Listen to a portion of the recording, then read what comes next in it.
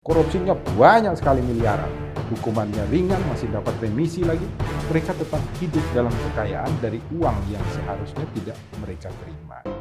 Salam Pancasila, salam penegakan hukum. Halo sahabat Rumah Pancasila, kembali lagi bersama kami di channel Rumah Pancasila, membahas isu-isu hukum dalam bingkai Pancasila. Kali ini Rumah Pancasila akan membahas video-video mengenai isu hukum yang masuk ke dalam DM sosial media kami. Jangan lupa untuk tetap like, share, dan subscribe channel kami, dan mari berbagi ilmu. Salam Pancasila.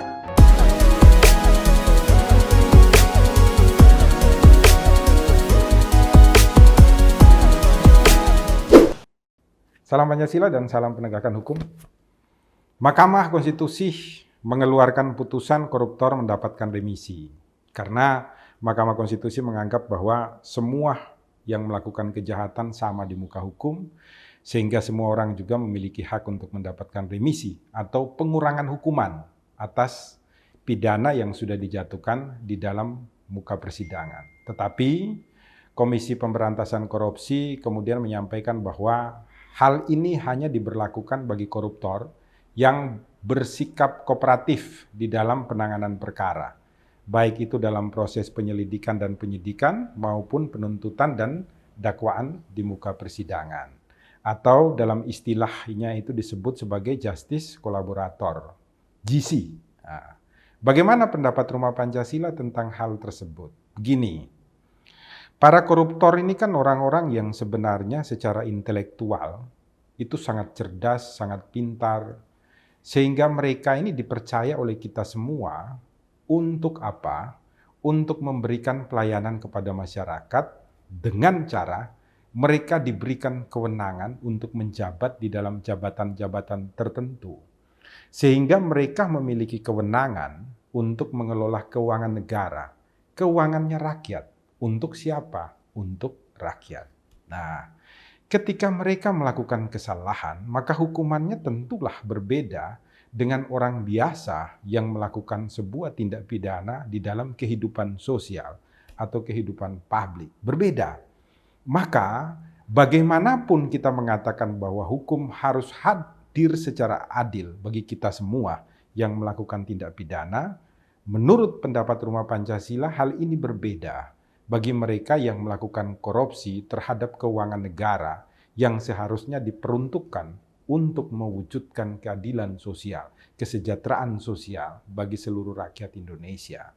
Maka menurut Rumah Pancasila harus berbeda, karena inti daripada keadilan yang diajarkan oleh Aristoteles itu adalah kepada yang sama diberikan sama, kepada yang berbeda diberikan berbeda.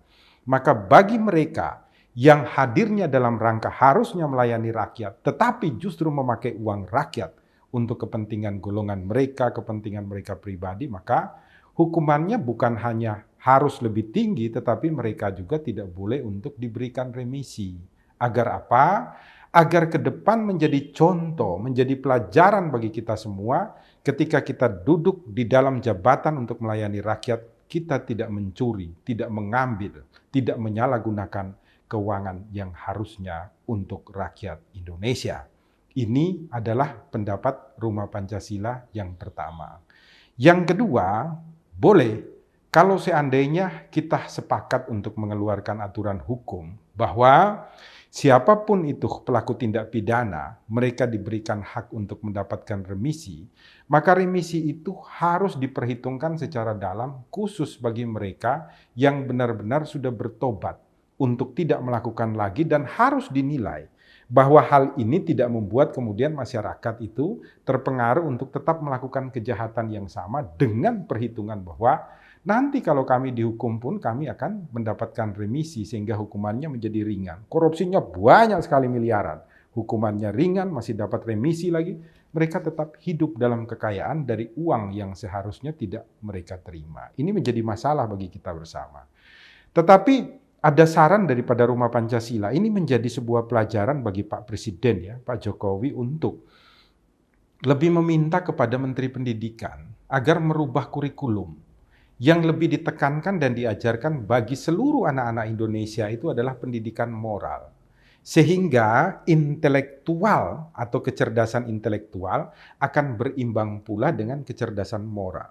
Kecerdasan moral yang tinggi dari setiap anak-anak Indonesia akan membuat anak-anak ini mengerti mana yang baik dan mana yang buruk, mana yang boleh dilakukan dan mana yang tidak boleh dilakukan, mana yang wajib dilakukan dan mana yang tidak wajib untuk dilakukan. Maka Indonesia akan menjadi lebih baik ketika anak-anak kita ini memimpin negeri kita di dalam masalah pengelolaan keuangan negara yang seharusnya diperuntukkan sebesar-besarnya bagi kesejahteraan rakyat Indonesia. Maka Rumah Pancasila hanya ingin memberikan masukan kepada seluruh sahabat Rumah Pancasila. Marilah kita memberikan komentar-komentar yang baik dalam video-video kami, sehingga kemudian menjadi sebuah dasar bagi pemerintah kita untuk mengeluarkan aturan-aturan yang baik di dalam penegakan hukum, khususnya di dalam melakukan pembinaan terhadap mereka yang sudah melakukan kejahatan. Terkhususkan lagi bagi mereka yang menjadi narapidana koruptor, sehingga tidak hanya mendapatkan sel-sel yang mewah, pengurangan hukuman, ketika keluar tetap hidup kaya dan mendapatkan jabatan di mana-mana, tetapi menjadi pelajaran bagi kita untuk tidak mencontoh mereka.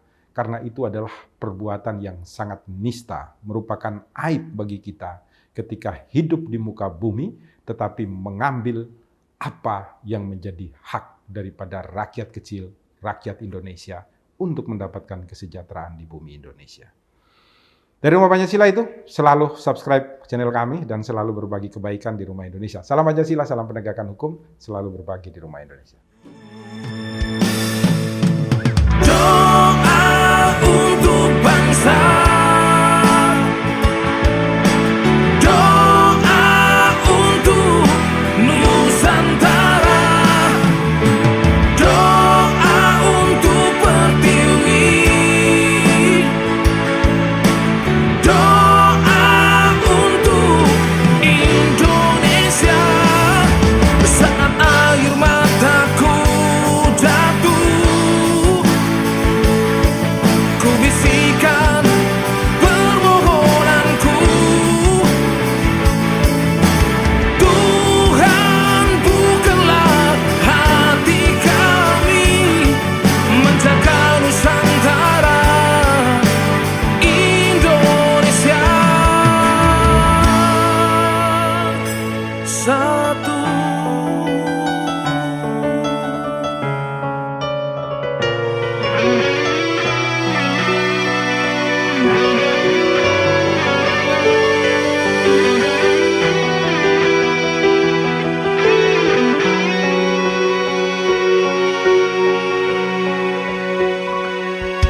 Melapangkan